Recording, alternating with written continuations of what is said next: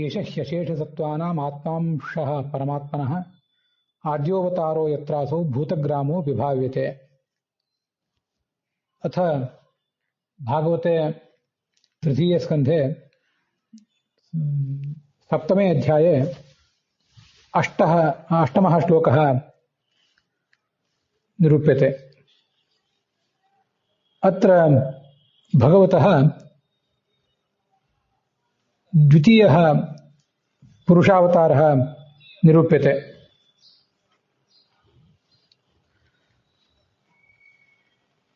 ಅಯಮೇವ ಪರಮಾತ್ಮ ಸರ್ವೇಷಾಂ ಜೀವಾನಾಂ ಅಂತರ್ಯಾಮಿ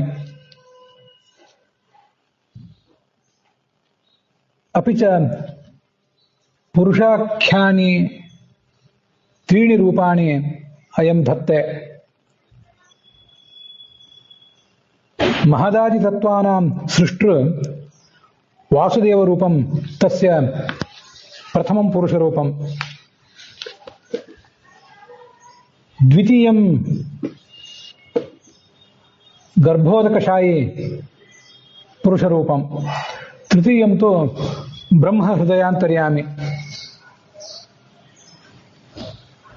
ಭಾಗವತದ 3ನೇ ಸ್ಕಂದದ 7ನೇ ಅಧ್ಯಾಯದ 8ನೇ ಶ್ಲೋಕ ನಾವೀಗ ನೋಡ್ತಾ ಇದ್ದೇವೆ.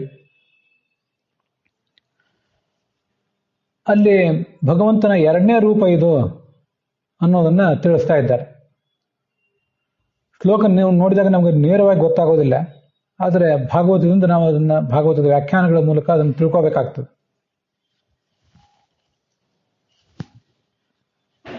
ಹಿಂದೆ 3ನೇ ಸ್ಕಂದದ 6ನೇ ಅಧ್ಯಾಯದಲ್ಲಿ 4ನೇ ಶ್ಲೋಕದಲ್ಲಿ ಪುರುಷೇಣ ಆತ್ಮಭೂತೇನ ಅನ್ನುವಲ್ಲಿ ಆ ಪುರುಷ ಎಂಬ ಹೆಸರಿನ ಮೊದಲ ಅವತಾರವನ್ನ ವರ್ಣಿಸಿದ್ದಾರೆ. ಈಗಿಲ್ಲಿ 2ನೇ ಅವತಾರದ ಬಗ್ಗೆ ಹೇಳ್ತಿದ್ದಾರೆ. ಮಹತ್ತತ್ವ ಮೊದಲಾದವುಗಳನ್ನು ಸೃಷ್ಟಿಸಿ ಅದರಲ್ಲಿ ಇರುವಂತಹ ರೂಪ ಅದು ಮೊದಲನೇದ್ದು. ಅದಾದ್ಮೇಲೆ ಬ್ರಹ್ಮಾಂಡದ ಒಳಗೆ ಗರ್ಭೋದಕದಲ್ಲಿ ಇರುವಂತಹ ರೂಪ 2ನೇದ್ದು. 3ನೇ ರೂಪ ಇಲ್ಲಿ ಬಂದಿಲ್ಲ, ಅದ್ರ ಬಗ್ಗೆ ಮುಂದೆ ಬರೋದಿದೆ. ಅದು ಚತುರ್ಮುಖ ಬ್ರಹ್ಮನ ಹೃದಯದಲ್ಲಿರುವಂಥದ್ದು 3ನೇ ರೂಪ. ಹೀಗೆ 3 ರೂಪಗಳಿವೆ ಅವನಿಗೆ. ಭಾಗವತದಲ್ಲೂ ಮುಂದೆ ಒಂದು ಕಡೆ ಅದು ಬರೋದಿದೆ. ವಿಷ್ಣೋಸ್ತು ಪುರುಷಾಖ್ಯಾನಿ ತ್ರೀಣಿ ರೂಪಾಣ್ಯತೋ ವಿದುಹೋ ಪ್ರಥಮಂ ತು ಮಹತ್ಸೃಷ್ಟೃ ದ್ವಿತೀಯಂ ತ್ವಂಡ ಸಂಸ್ಥಿತಂ ತೃತೀಯಂ ದೇಹಿನಾಂ ದೇಹೆ ಅಂತ ಹೀಗೆ ಅವನ 3 ರೂಪಗಳ ಬಗ್ಗೆ ಮುಂದೆ ಕೂಡ ಒಂದು ಕಡೆ ವರ್ಣನೆ ಬರೋದಿದೆ. ಇದನ್ನೀಗ ನಾವು ವಿಜಯಧ್ವಜರು ಮತ್ತು ಯಾದವಾರ್ಯರ ವ್ಯಾಖ್ಯಾನಗಳ ಜೊತೆಗೆ ಹಾಗೆ ಭಾಗವತ ತಾತ್ಪರ್ಯದ ಜೊತೆಗೆ ಶ್ರವಣ ಮಾಡೋಣ. ಭಾಗವತ ತಾತ್ಪರ್ಯ ಈ 8 ಮತ್ತು 9ನೇ ಶ್ಲೋಕಗಳನ್ನ ಒಟ್ಟುಗೂಡಿಸಿ ಈಗಿಲ್ಲಿ ತಾತ್ಪರ್ಯ ಹೇಳಿದೆ. ತಾತ್ಪರ್ಯದಲ್ಲಿ ಆಚಾರ್ಯ ಹೇಳ್ತಾರೆ, ಪುರುಷೇಣ ಆತ್ಮಭೂತೇನ ಯಹ ಅಂಡಂ ಅಸೃಜತ್ ಸಹ ಏಷ ಇತ್ಯುಕ್ತ ಅಂತ. ಶ್ಲೋಕವನ್ನು ನೋಡಿದ್ರೆ ಇದೇ ಮೊದಲನೇ ಅವತಾರ ಅಂತ ಹೀಗೆ ಕಾಣಿಸ್ತದೆ. ಹಾಗಿದೆ ಮೊದಲನೇ ಅವತಾರ ಅಲ್ಲ. ಮೊದಲನೇ ಅವತಾರ ಹಿಂದೆ ಆಗಿದೆ. ಆ ಹಿಂದೆ ಏನು ಅವತಾರ ಆಗಿತ್ತು ಆ ಅವತಾರದಿಂದ ಅಭಿನ್ನವಾದದ್ದು ಈ ಅವತಾರ ಅಂತ ಅದರ ತಾತ್ಪರ್ಯ ಆಗ್ತದೆ. ಇದಕ್ಕೆ ಅನೇಕ ಜನ ಬೇರೆ ಬೇರೆ ಥರ ವ್ಯಾಖ್ಯಾನ ಮಾಡಿದ್ದಾರೆ. ಏಷಃ ಅಂದ್ರೆ ಒಂದು ಜೀವರ ಸಮೂಹ ಅಂತ ವ್ಯಾಖ್ಯಾನ ಮಾಡಿದ್ದಾರೆ ಶ್ರೀಧರರು. ಆ ಜೀವರ ಸಮೂಹ ಅಂತ ಅನ್ನೋದು ಪರಮಾತ್ಮನ ಅಂಶ. ಅಲ್ಲಿ ಪರಮಾತ್ಮನ ಆವಿರ್ಭಾವ ಆಗ್ತದೆ ಅಂತ ಆ ಶ್ರೀಧರರ ವ್ಯಾಖ್ಯಾನ ಇದೆ. ವಿಶ್ವನಾಥ ಚಕ್ರವರ್ತಿಗಳ ವ್ಯಾಖ್ಯಾನದ ಪ್ರಕಾರ ಈ ಯೋಗಿಗಳು ಜೀವನನ್ನ ಅಂತರ್ಯಾಮಿ ಪರಮಾತ್ಮ ಅಂತ ಏಕೋಪಾಸನೆ ಮಾಡ್ತಾರೆ, ಐಕ್ಯೋಪಾಸನೆ ಮೂಲಕ ವ್ಯಾಖ್ಯಾನ ಮಾಡ್ತಾರೆ. ಅದರಿಂದ ಆ ಸಮಷ್ಟಿ ಜೀವವೇ ಮೊದಲನೇ, ಸಮಷ್ಟಿ ಜೀವ ಏನಿದೆ ಅದೇ ಮೊದಲನೇ ಅವತಾರ ಅಂತ ಅವ್ರು ಹೇಳ್ತಾರೆ. ಆವೇಶಾವತಾರ ಇದು ಅಂತ ವೀರರಾಘವರ ವ್ಯಾಖ್ಯಾನ ಹೇಳ್ತಾರೆ. ಅಂತೂ ಈ ಎಲ್ಲಾ ವ್ಯಾಖ್ಯಾನಕಾರರ ಪ್ರಕಾರ ಈ ಚತುರ್ಮುಖ ಅನ್ನೋದು ಸಕಲ ಜೀವರ ಸಮೂಹದಂತೆ ಅಂತ ಬೇರೆ ಬೇರೆಯವರು ಹೀಗೆ ಹೇಳೋದಿದೆ. ಪ್ರತಿಯೊಬ್ಬ ಜೀವ ಒಂದು ಮರದಂತೆ, ಚತುರ್ಮುಖ ಬ್ರಹ್ಮ ಈ ಎಲ್ಲ ಮರಗಳ ಸಮೂಹ ಇದ್ದಂತೆ ಅಂತ ಅವರ ಅಭಿಪ್ರಾಯ ಕಾಣಿಸ್ತದೆ.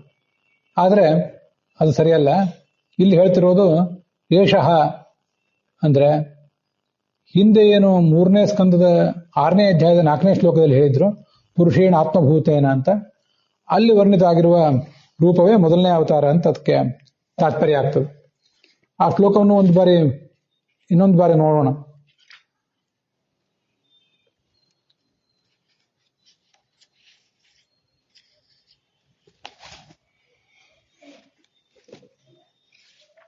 ಪುರುಷೇಣ ಆತ್ಮಭೂತೇನ, ಎಲ್ಲರ ಹೃದಯದಲ್ಲಿ ಅಂತರ್ಯಾಮಿಯಾಗಿರ್ತಕ್ಕಂಥ, ಎಲ್ಲರ ಹೃದಯದ ನಿಯಾಮಕವಾಗಿರುವಂತಹ ರೂಪ ಅದು. ಕಾಲವೃತ್ಯಾಂತು ಮಾಯಾಯಾಮ್ ಗುಣಮಯ್ಯ ಮಧೋಕ್ಷಜಃ ಪುರುಷೇಣ ಆತ್ಮಭೂತೇನ ವೀರ್ಯಮಾಧತ್ತ ವೀರ್ಯವಾನ್ ಅಂತ ಶ್ಲೋಕ. ಸೃಷ್ಟಿಕಾಲಕ್ಕೆ ಪ್ರೇರಕ ಈ ಭಗವಂತ. ಮತ್ತು ಈ ಎರಡೂ ಪ್ರಕೃತಿಗಳಿಗೂ, ಚೇತನಾಚೇತನ ಪ್ರಕೃತಿಗಳೆರಡಕ್ಕೂ ಕೂಡ ಸೃಷ್ಟಿಯಲ್ಲಿ ಪ್ರೇರಣೆ ಕೊಡ್ತಾನೆ. ಅವನು ವಾಸುದೇವ ರೂಪದಿಂದ ಒಂದು ಅವತಾರ ಮಾಡಿ ಈ ಜಡವಾದ ಪ್ರಕೃತಿಯಲ್ಲಿ ಒಂದು ಶಕ್ತಿ ಏನಿದೆ ಅದನ್ನು ಎಚ್ಚರಗೊಳಿಸ್ತಾನಂತ. ಅದೇನು ಶಕ್ತಿ? ಮಹತ್ತತ್ವ ರೂಪದಿಂದ ವಿಪರಿಣಾಮ ಹೊಂದುವಂತಹ ಒಂದು ಸುಪ್ತ ಶಕ್ತಿ ಇದೆ ಅದಕ್ಕೆ. ಆ ಶಕ್ತಿಯನ್ನ ಇವನು ಪ್ರಚೋದಿಸ್ತಾನೆ. ಹೀಗೆ ಪರಿಣಾಮ ಶಕ್ತಿಯಿಂದ ಕೂಡಿದ ಆ ಜಡ ಪ್ರಕೃತಿಯನ್ನ ಚೇತನ ಪ್ರಕೃತಿಯಾದ ಲಕ್ಷ್ಮೀದೇವಿಯಲ್ಲಿ ಅವನು ಗರ್ಭರೂಪದಿಂದ ಇಡ್ತಾನೆ.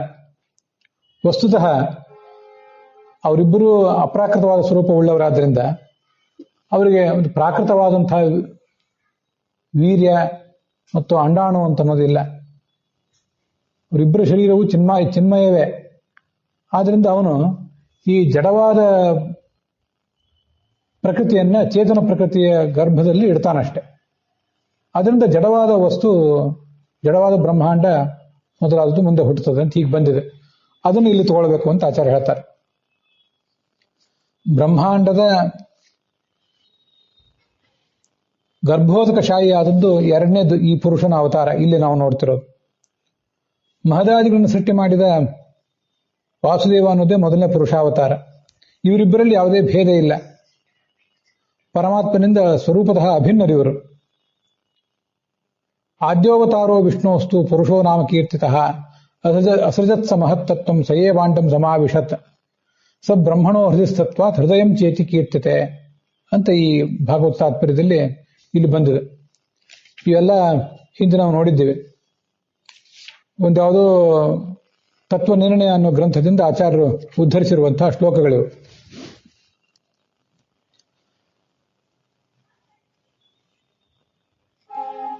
ವಿಷ್ಣುವಿನ ಮೊದಲ ಅವತಾರಕ್ಕೆ ಪುರುಷ ಅಂತ ಹೆಸರು.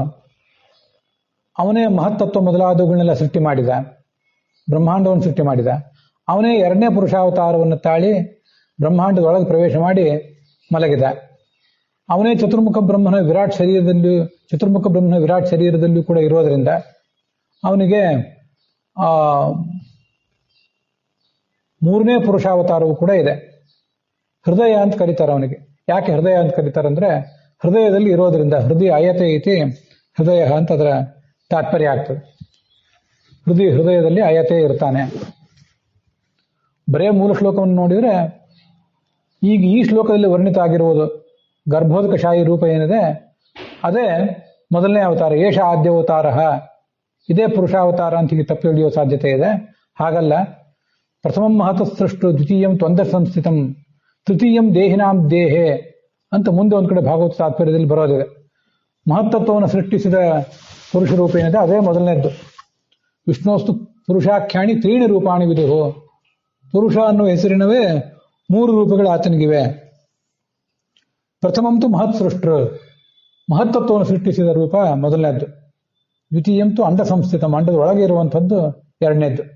ಎಲ್ಲ ದೇಹಿಗಳ ಚತುರ್ಮುಖ ಬ್ರಹ್ಮನ ಮತ್ತು ಎಲ್ಲ ಜೀವರ ಹೃದಯದೊಳಗಿರುವಂಥದ್ದು ದೇಹಿನಾಂ ದೇಹೆ, ಅದು ಮೂರನೇ ಪುರುಷ ರೂಪ ಅಂತ ಹೀಗೆ ಬಂದಿದೆ. ಆದ್ರಿಂದ ಇದೇ ಇಲ್ಲಿ ವರ್ಣಿತ ಆಗಿರೋದು ಮೊದಲನೇ ರೂಪ ಅಂತ ತಿಳ್ಕೋಬಾರದು. ಎರಡನೇ ಅವತಾರವು ಮೂರನೇ ಅವತಾರವು ಒಂದು ಅಂತ ಹೀಗೆ ಅದರ ಅರ್ಥ. ಮುಂದಿನ ಶ್ಲೋಕದಲ್ಲಿ ಏಕದಃ ಹೃದಯೇನ ಚ ಅಂತ ಬಂದಿದೆ 9ನೇ ಶ್ಲೋಕದಲ್ಲಿ. ಭಾಗವತ ತಾತ್ಪರ್ಯದಲ್ಲಿ 9ನೇ ಶ್ಲೋಕ ಆಗಿದೆ. ಸಾಧ್ಯಾತ್ಮಂ ಸಾಧಿದೈವಂ ಚ ಸಾಧಿಭೂತಮಿತ್ರಿಧ ವಿರಾಟ್ ಪ್ರಾಣೋ ದಶವಿಧ ಏಕದಃ ಹೃದಯೇನ ಚ ಅಂತೇಳಿ. ಆ ಹೃದಯದಲ್ಲಿ ಒಂದು ರೂಪದಿಂದ ಇದ್ದಾನೆ ಅಂತ ಏನು ಬಂದಿದೆ ಅದು ಇಲ್ಲಿ ವರ್ಣಿತವಾಗಿರುವಂತಹ 3ನೇ ಪುರುಷ ರೂಪ ಅಂತ ನಾವು ತಿಳ್ಕೊಳ್ಬೇಕು.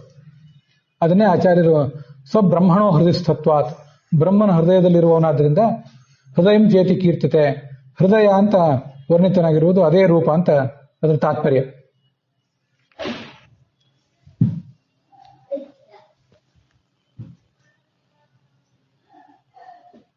ಹೀಗೆ ಒಟ್ಟು 3 ರೂಪಗಳನ್ನ ಇಲ್ಲಿ ನಾವು ತಿಳ್ಕೊಳ್ಬೇಕು ಅಂತ ಅದರ ತಾತ್ಪರ್ಯ. ಇದಕ್ಕೀಗ ವಿಜಯಧ್ವಜರು ಮತ್ತು ಯಾದವಾರ್ಯರು ಏನು ಅರ್ಥ ಹೇಳಿದ್ದಾರೆ ಅಂತ ನೋಡೋಣ. ಅವರು 2 ಶ್ಲೋಕಗಳಿಗೂ ಒಟ್ಟಿಗೆ ಅರ್ಥ ಹೇಳಿದ್ದಾರೆ.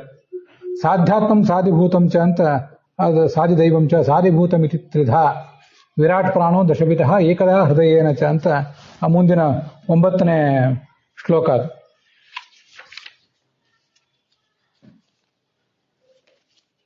ವಿರಾಟ್ ಬ್ರಹ್ಮನ, ಆ ಚತುರ್ಮುಖ ಬ್ರಹ್ಮನ ಶರೀರದಲ್ಲಿ ನಿಯಾಮಕನಾಗಿ ಭಗವಂತ ಇದ್ದಾನಲ್ಲ, ಅವನು ಅಧ್ಯಾತ್ಮ, ಅಧಿದೈವ ಮತ್ತು ಅಧಿಭೂತಗಳಲ್ಲಿ ಅದರ ಅರ್ಥ ಏನಂತ ಮುಂದೆ ಹೇಳ್ತೇನೆ. ತತ್ವದೇವತೆಗಳ ಜೊತೆಗೆ 3 ರೂಪದಿಂದ ಇರ್ತಾನೆ. ಪ್ರಾಣ, ಅಪಾನ, ವ್ಯಾನ, ಉದಾನ, ಸಮಾನ, ನಾಗಕೂರ್ಮ, ಕೃಕಲ, ದೇವದತ್ತ, ಧನಂಜಯ ಅನ್ನುವಂಥ 10 ಪ್ರಾಣಗಳಲ್ಲಿಯೂ ಕೂಡ ನಿಯಾಮಕನಾಗಿದ್ದಾನೆ. ಹೃದಯದಲ್ಲಿ ನಿಯಾಮಕನಾಗಿ 1 ರೂಪದಿಂದ ಇದ್ದಾನೆ. ಹೀಗೆ 10 ರೂಪದಿಂದ, 1 ರೂಪದಿಂದ ಮತ್ತು 3 ರೂಪದಿಂದ ಅವನಿದ್ದಾನೆ ಅಂತ ಅದರ ತಾತ್ಪರ್ಯ ಆಗ್ತದೆ.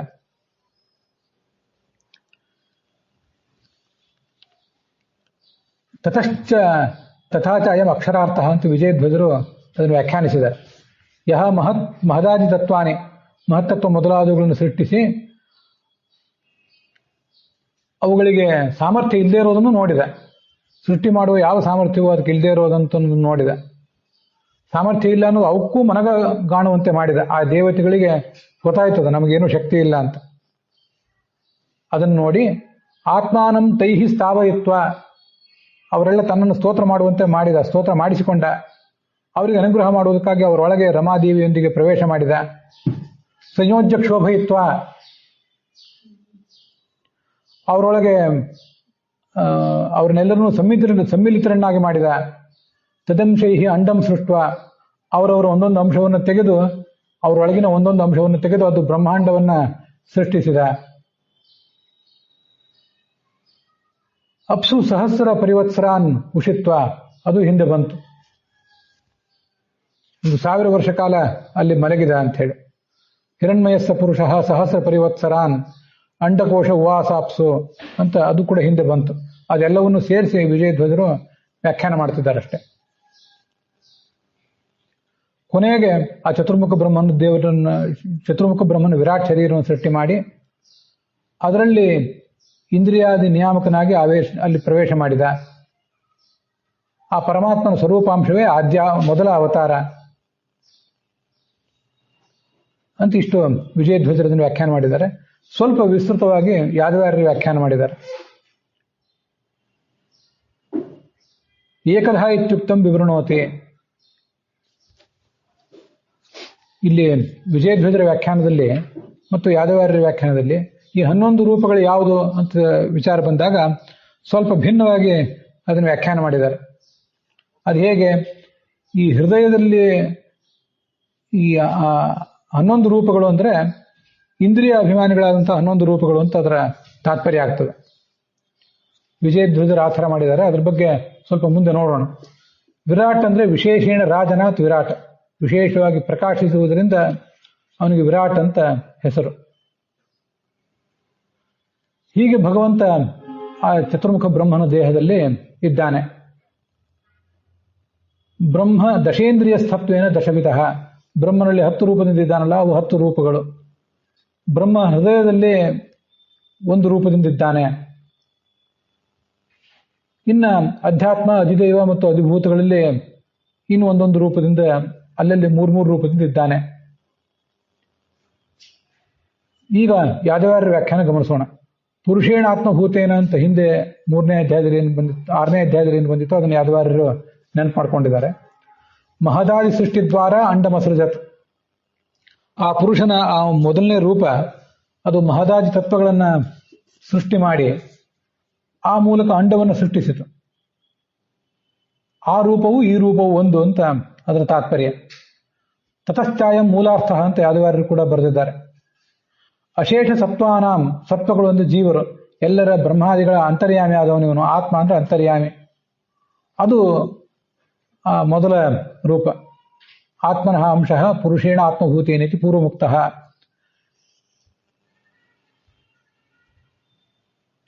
ಭೂತಗ್ರಾಮ ಅಂತಿದೆಯಲ್ಲ ಶ್ಲೋಕದಲ್ಲಿ, ಭೂತಗ್ರಾಮೋ ವಿಭಾವ್ಯತೆ. ಭೂತಗ್ರಾಮೋ ವಿಭಾವ್ಯತೆ ಅಂದ್ರೆ, ಭೂತಗ್ರಾಮ ಅಂದ್ರೆ ಮಹದಾದಿ ತತ್ವಗಳನ್ನು ತಗೊಳ್ಬೇಕು, ಹಾಗೆ ಬ್ರಹ್ಮಾಂಡದವರೆಗೆ ಅವೆಲ್ಲವನ್ನು ಕೂಡ ತಗೊಳ್ಬೇಕು. ಇವೆಲ್ಲವನ್ನು ತಗೊಂಡ್ರೆ ಅವುಗಳ ಸಮುದಾಯಕ್ಕೇನೆ ಇಲ್ಲಿ ಭೂತಗ್ರಾಮ ಅಂತ ಹೀಗೆ ಹೇಳಿರೋದು.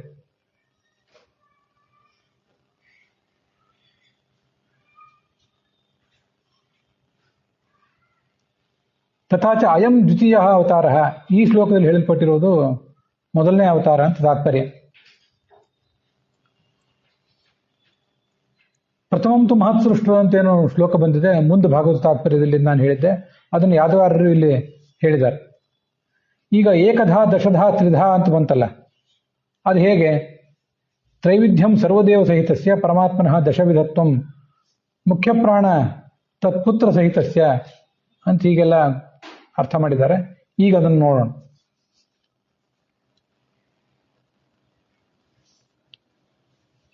ಈ ಚತುರ್ಮುಖ ಬ್ರಹ್ಮನ ಹೃದಯದಲ್ಲಿರುವಂಥದ್ದು ಒಂದು, ಮತ್ತೆ 10 ರೂಪಗಳು ಅಂದ್ರೆ ಪ್ರಾಣ, ಅಪಾನ, ವ್ಯಾನ, ಉದಾನ, ನಾಗ, ಕೂರ್ಮ, ಕೃಕಲ, ದೇವದತ್ತ ಮತ್ತು ಧನಂಜಯ ಅಂತ 10 ರೂಪಗಳು. ಅದು ಕೂಡ ಭಾಗವತ ತಾತ್ಪರ್ಯದಲ್ಲಿ ಬಂದಿದೆ. ಅದನ್ನು ನಾವೀಗ ನೋಡಬೇಕು. ಭಾಗವತ ತಾತ್ಪರ್ಯದ ಪಾಠನೇ ಸ್ವಲ್ಪ ಭಿನ್ನವಾಗಿದೆ. ಈಗೇನು ವ್ಯೋಮ ಸಂಹಿತ ಅಂತ ಒಂದು ಗ್ರಂಥ ಆಚಾರ್ಯ ಉದ್ಧಾರ ಮಾಡಿದ್ದಾರೆ. ಪ್ರಾಣಾದಿ ಪಂಚಕಂ ಚೈವ ತಥಾ ನಾಗಾದಿ ಪಂಚಕಂ ಸನಾಗ, ಕೂರ್ಮ, ಕೃಕಲ, ದೇವದತ್ತ, ಧನಂಜಯಾಹ ಏವಂ ತು ದಶಧಾ ಪ್ರಾಣ ಅಧ್ಯಾತ್ಮಾದಿ ತ್ರಿಧಾಖಿಲಾಹ ಇತಿ ವ್ಯೋಮ ಸಂಹಿತಾಯಾಮ್ ಅಂತ ಆಚಾರ್ಯ ಹೇಳಿದ್ದಾರೆ. ಅಲ್ಲಿ ಈ ಏನು ವ್ಯೋಮ ಸಂಹಿತಾ ಶ್ಲೋಕ ಇದೆ, ಸನಾಗ, ಕೂರ್ಮ, ಕೃಕಲ, ದೇವದತ್ತ, ಧನಂಜಯಾಹ ಅನ್ನುವ ಭಾಗ ಪ್ರಾಯ ಪ್ರಕ್ಷಿಪ್ತ. ಅದು ಋಷಿಕೇಶ ತೀರ್ಥರು ಮೊದಲಾದವರು ಸಂಗ್ರಹ ಮಾಡಿದ ಪಾಠದಲ್ಲಿ ಆ ಶ್ಲೋಕ ಕಾಣಿಸೋದಿಲ್ಲ. ನನಗೂ ಹಾಗೆ ಅನಿಸ್ತದೆ. ಪ್ರಾಣಾದಿ ಪಂಚಕಂ ಚೈವ ತಥಾ ನಾಗಾದಿ ಪಂಚಕಂ ಏವಂತು ದಶಧಾ ಪ್ರಾಣ ಅಧ್ಯಾತ್ಮಾದಿ ತ್ರಿಧಾಖಿಲಾಹ, ಇಷ್ಟು ಸಾಕು. ಯಾಕೆಂದ್ರೆ ಪ್ರಾಣಾದಿ 5, ಪ್ರಾಣ, ಅಪಾನ, ವ್ಯಾನ, ಉದಾನ, ಸಮಾನ ಮೊದಲಾದ 5, ನಾಗಾದಿ 5 ಅಂತ ಬಂದ್ರೆ ಅಲ್ಲಿ ನಾಗ, ಕೂರ್ಮ, ಕೃಕಲ, ದೇವದತ್ತ, ಧನಂಜಯ ಅಂತ ಅಲ್ಲೇ ತಗೊಂಡ್ಬಿಡ್ಬೋದು. ಅದನ್ನು ವಿವರಿಸಲಿಕ್ಕಾಗಿ ಮತ್ತೆ ನಾಗ, ಕೂರ್ಮ, ಕೃಕಲ, ದೇವದತ್ತ, ಧನಂಜಯ ಬೇಕಾಗಿಲ್ಲ. ಅದು ಸರ್ವಮೂಲದಲ್ಲಿ ಬೇರೆ ಬೇರೆ ಕಡೆ ಆ ಮಾತು ಬಂದೇ ಇದೆ. ಆದ್ರಿಂದ ಅಷ್ಟು ಅಲ್ಲಿ ಸಾಕು. ಸನಾಗ, ಕೂರ್ಮ, ಕೃಕಲ, ದೇವದತ್ತ, ಧನಂಜಯ ಅನ್ನೋದು ಪ್ರಕ್ಷಿಪ್ತ. ಅದು ಆಮೇಲೆ ಯಾರೋ ಅದನ್ನು ಸೇರಿಸಿದ್ರು ಅಂತ ಗೋವಿಂದಾಚಾರ್ಯರು ಹೇಳಿದ್ದಾರೆ. ಇದನ್ನು ಈ ಶ್ಲೋಕಗಳನ್ನು ನೋಡಿದರೆ ನನಗೂ ಹಾಗೆ ಅನಿಸ್ತದೆ.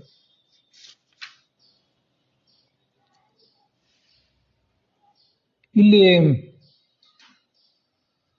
ಬೇರೆ ಬೇರೆಯವರು ಏನು ವ್ಯಾಖ್ಯಾನ ಮಾಡ್ತಾರೆ? ಅಧ್ಯಾತ್ಮ ಅಂದ್ರೆ ಇಂದ್ರಿಯಗಳು, ಅಧಿದೈವ ಅಂದ್ರೆ ಇಂದ್ರಿಯ ದೇವತೆಗಳು, ಅಧಿಭೂತಗಳು ಅಂದ್ರೆ ಇಂದ್ರಿಯದ ಅಧಿಷ್ಠಾನ. ಹೀಗೆ 3 ಥರದ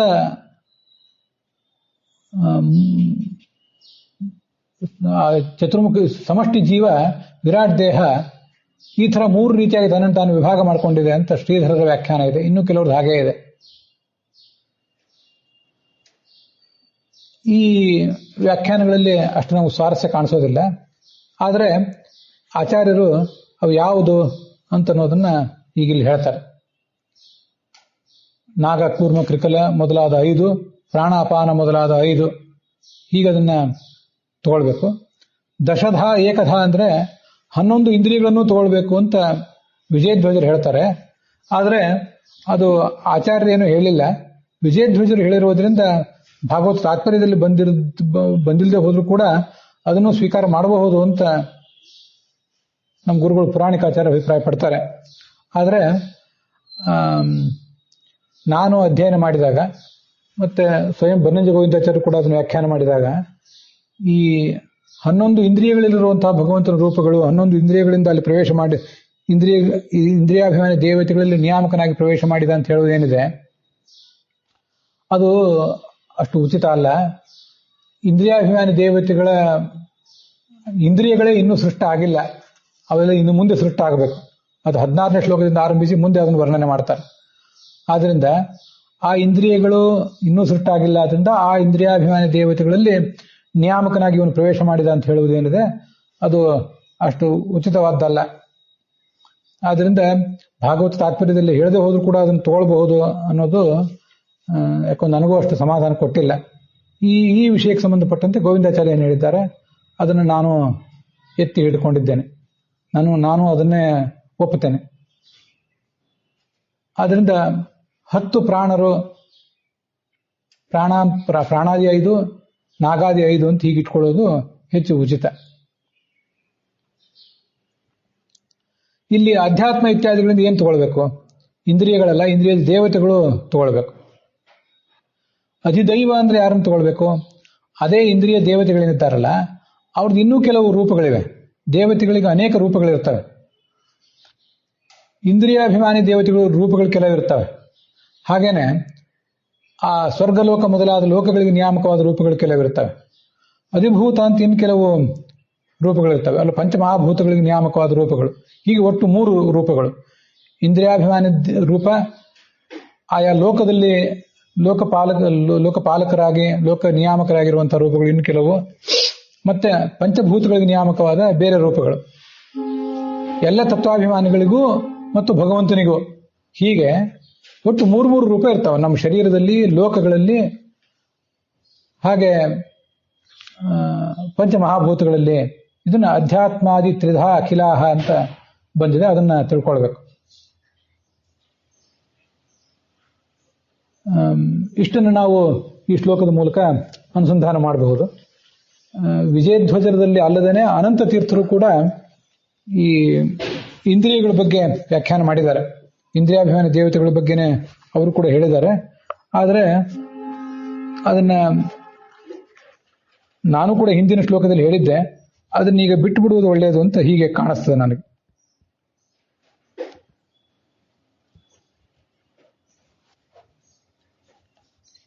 ವಿರಾಳಾಖ್ಯ ಬ್ರಹ್ಮಣ ಪ್ರಾಣ ಇಂದ್ರಿಯ ಸಮೂಹ, ಇದು ಅನಂತ ತೀರ್ಥರ ವ್ಯಾಖ್ಯಾನ.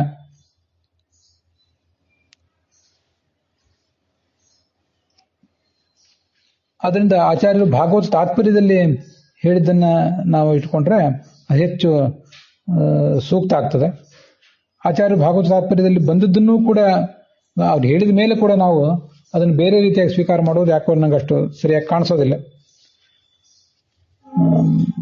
ಆದ್ರಿಂದ